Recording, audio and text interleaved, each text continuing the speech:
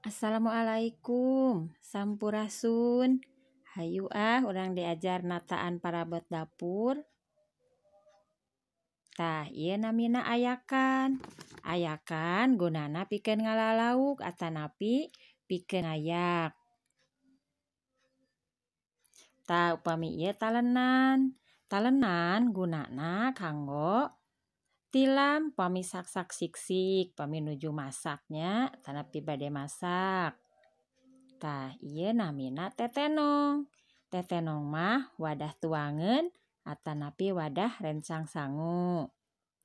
Upami ieu boboko, nyaeta wadah sangu. Tiasa oge kanggo ngumah beas atanapi ngisikan. Tah, ieu mah cukil. Cukil nyaeta kanggo nyandak sangu. Upami ieu coet sareng mutu, nyaeta tiasa dianggo nyambel atanapi ngarendos samara.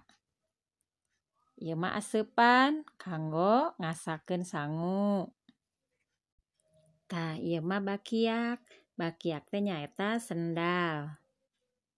Tah, ieu mah cocopong, nyaeta topi patani atanapi topi kerucut saur barudak.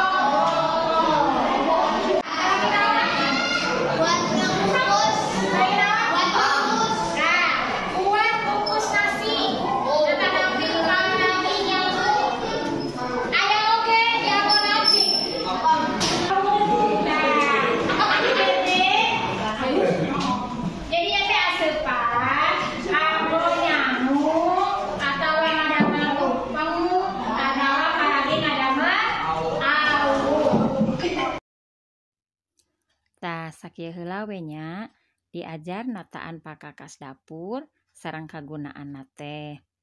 Salaresna mah pakakas dapur urang Sunda teh seueur keneh pisan.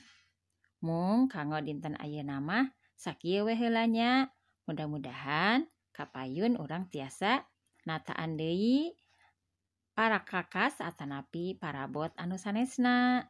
Mugia marurang kali sadayana tetep sumanget kanggo diajarna.